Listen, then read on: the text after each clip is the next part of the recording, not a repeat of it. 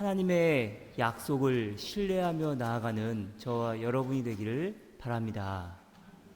하나님의 약속의 말씀이 우리의 믿음을 견인하고 어떠한 어려움과 방해 가운데도 순전히 순종하며 나아가기를 바랍니다.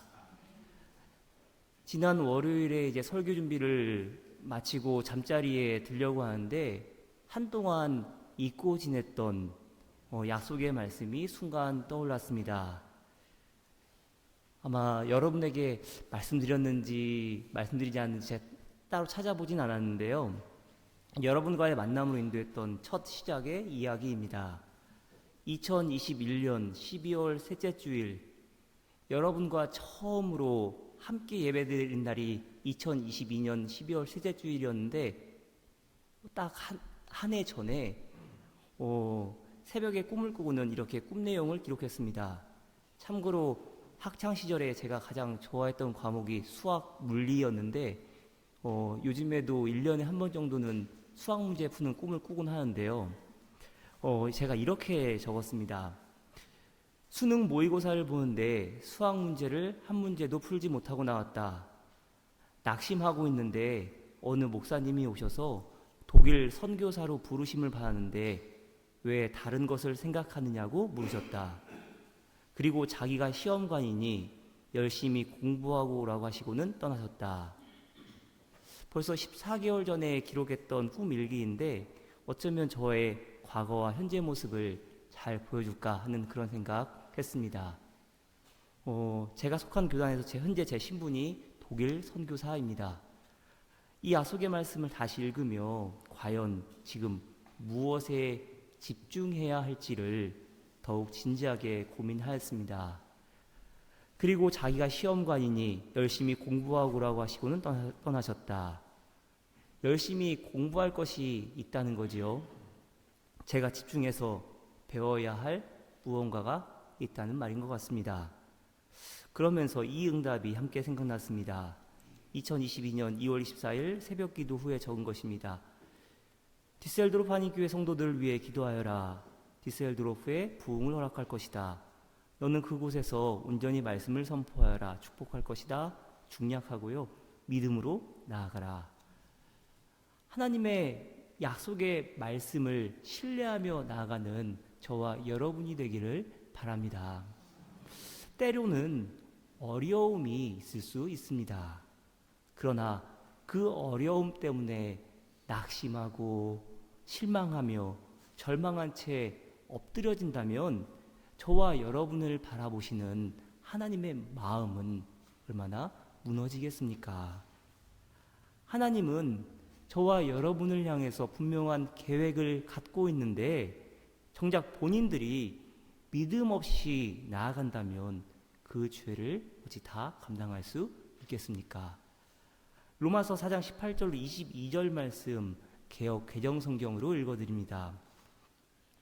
아브라함이 바랄 수 없는 중에 바라고 믿었으니 이는 내 후손이 이 같으리라 하신 말씀대로 많은 민족의 조상이 되게 하려 하심이라.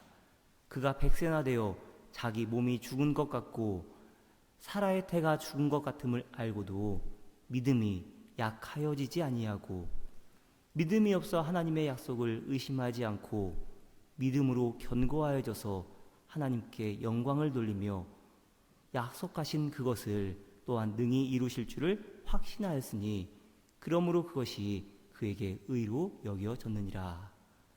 여러분, 누가 바랄 수 없는 중에도 바라고 믿었습니까? 이고댕 목사가 바랄 수 없는 중에 바라고 믿었으니 디셀도르프 한인교회 교우들이 다 함께 바랄 수 없는 중에 바라고 믿었으니 여러분 이 믿음으로 나아가시기를 바랍니다. 오늘 예배를 드리며 이 말씀 새기시기를 바랍니다. 어떠한 상황 가운데에도 믿음이 약하여지지 아니하고 어떠한 상황 가운데에도 오히려 믿음이 견고하여지고 하나님께 영광을 돌리며 약속하신 그것을 또한 능히 이루실 줄을 확신하시기를 바랍니다. 그런데 여러분, 로마서 4장 20절에서 특별히 새겨야 할 말씀이 있습니다. 믿음이 없어 하나님의 약속을 의심하지 않고 믿음으로 견고하여져서 하나님께 영광을 돌리며, 마지막에 하나님의 영광을 돌린다 말하고 있는데요. 아브라함이 하나님께 영광을 돌리고 있다는 겁니다. 지금 아브라함이 하나님께 영광을 돌릴 상황입니까? 사라 역시 옆에서 이렇게 거들고 있는 형편입니다. 사라가 속으로 웃고 이르되 내가 노쇠하였고 내 주인도 늙었으니 내게 무슨 즐거움이 있으리요.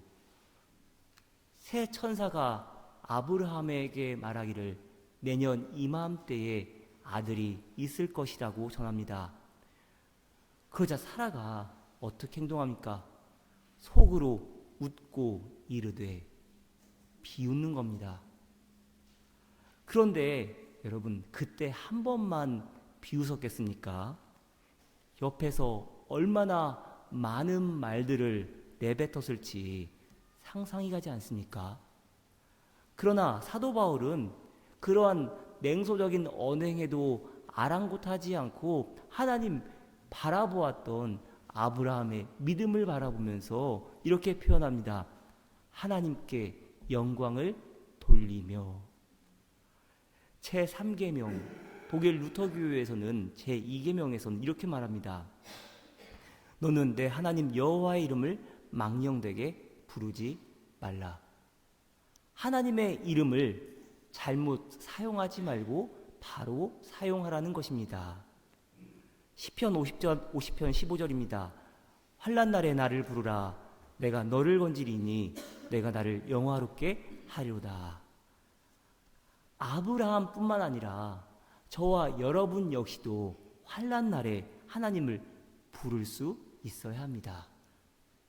그래야 하나님께서 건지시고 우리의 삶을 선하게 인도하십니다. 그런데 실제로는 어떻게 행동합니까? 우리 자신의 입을 통해서 우리의 믿음 없음을 증명하지 않습니까? 변해야 합니다. 잘못된 언행을 피하고 오직 하나님만을 바라며 하나님께 영광 돌릴 수 있어야 합니다.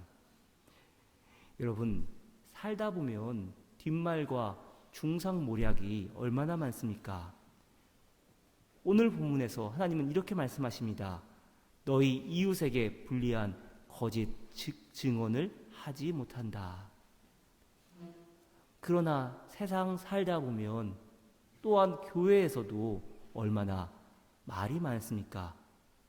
차라리 앞에서 말하면 괜찮은데 뒷말을 일삼는 경우가 허다하지 않습니까? 마틴 루터는 그의 대교리 문답에서 이렇게 말합니다.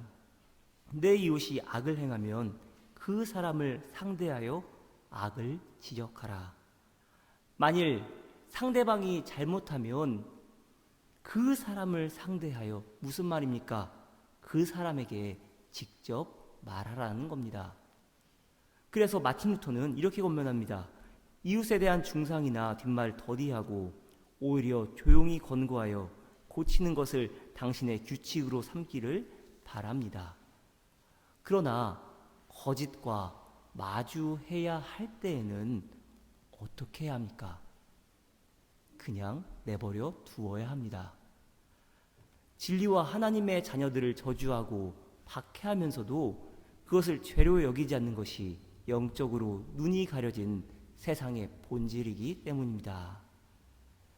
오히려 지금 이 순간 나에게 더 중요한 것이 무엇인지를 바라볼 수 있어야 합니다. 나를 향한, 그리고 우리 모두를 향한 하나님의 계획을 바라봐야지 사람 보면 안 됩니다. 사람 때문에, 말 때문에 마음 낭비, 시간 낭비 뭐하러 합니까? 지나고 보면 그때는 참 힘들었는데 오히려 참으로 감사한 시간, 그러한 시간들이 있습니다. 지난 날들 쭉 돌아보면 저는 일복이 참 많은 것 같습니다. 버겁도록 일이 많으면 힘들다고 불평할 만도 한데 오히려 저는 즐길 때가 더 많습니다. 그런데 제 목회 인생 중에, 아직 짧은 목회 기간이지만 제 목회 인생 중에 정말로 할 일이 없었던 때가 있었습니다. 제가 부목사로 일할 때 일주일에 100시간을 일했었는데요.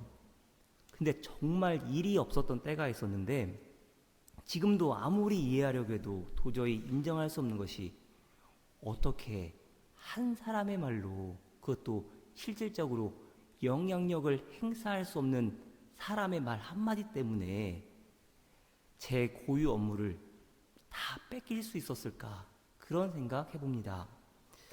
2016년에 있었던 일인데 제가 그 해에 참 마음 많이 상하면서 지냈습니다. 화는 화대로 나고 교회 조직 체계는 말도 안 되게 싹 바뀌어 버렸으니 뭐 하나 할 수 있는 것이 없었습니다.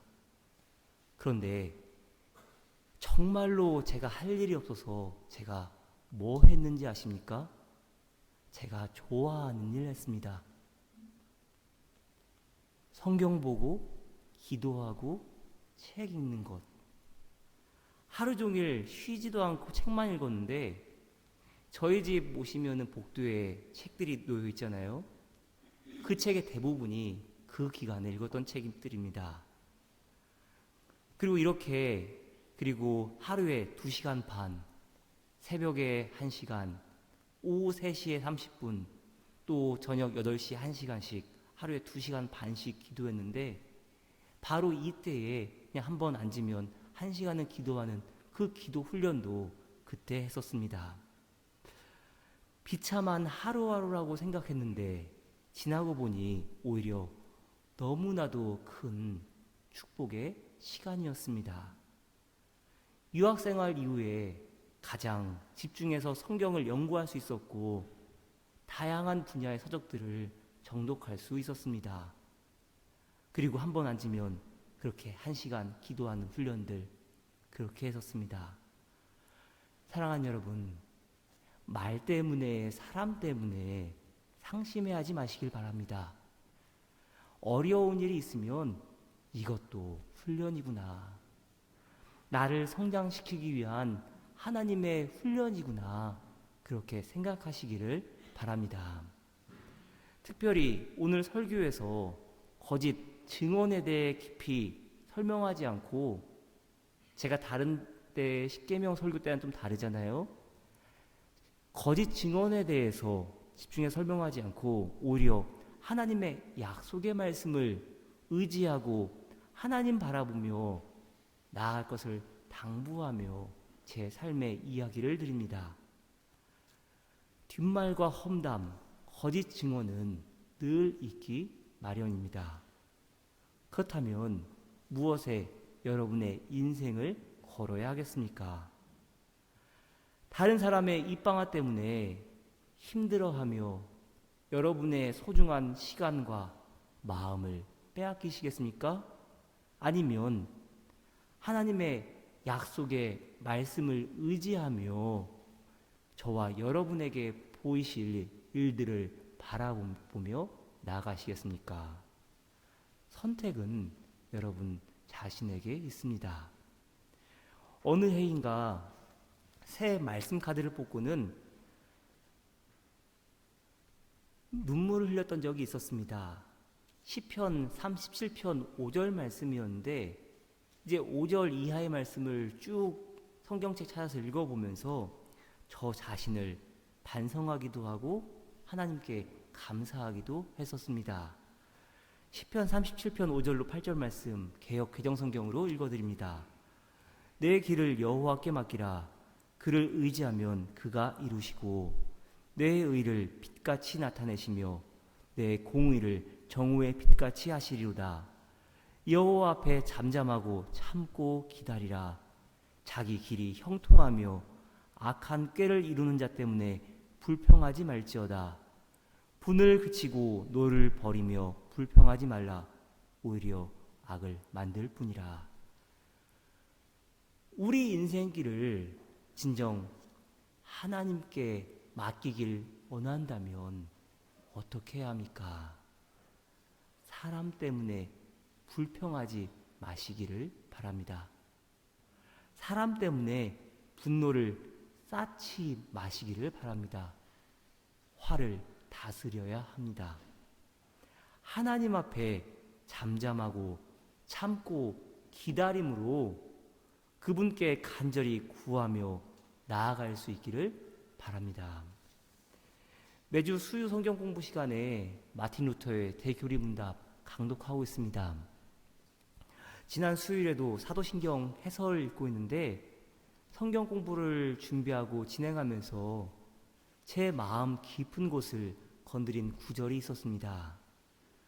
비록 시련과 역경이 우리 눈앞에 닥칠지라도 이것을 기억합시다. 이 모든 시련은 하나님께서 우리에게 주신 것입니다.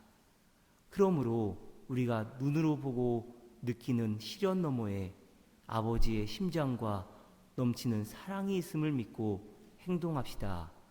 이로써 우리의 마음은 따스해지고 감사의 불꽃이 타올라 우리가 가진 모든 것을 하나님의 영광과 찬양에 쓰게 될 것입니다. 시련 역시도 하나님께서 허락하신 것이랍니다. 시련 너머에 있는 하나님의 축복, 잘 이겨내면 하나님께서 주실 그 축복을 바라면서 잠잠히 기다리며 나아가는 저와 여러분이 되기를 바랍니다. 그럴 때에 우리의 마음과 얼굴빛 역시도 어두움에 사로잡히지 않고 하나님의 영광의 빛을 비추는 통로가 될 것입니다. 사랑하는 여러분, 여러분의 마음을 억누르는 것이 무엇입니까? 오늘 이 시간 하나님께 기도하며 홀을 털어버리시기를 바랍니다. 오직 하나님 의지함으로 하나님의 눈에 여러분의 마음을 고정하며 하나님의 일하심에 동참하시기를 바랍니다. 하나님께서 저와 여러분의 인생을 복되게 하시고 어두운 세상 가운데 축복의 통로로 살게 하실 줄 믿습니다. 기도합니다. 하나님, 우리의 마음을 주장하시고 하나님의 선한 계획을 따라 살아갈 수 있도록 인도하여 주옵소서. 어두운 마음은 물러가게 하시고 오직 주님만을 바라보게 하옵소서. 예수 그리스도의 이름으로 기도드렸습니다. 아멘.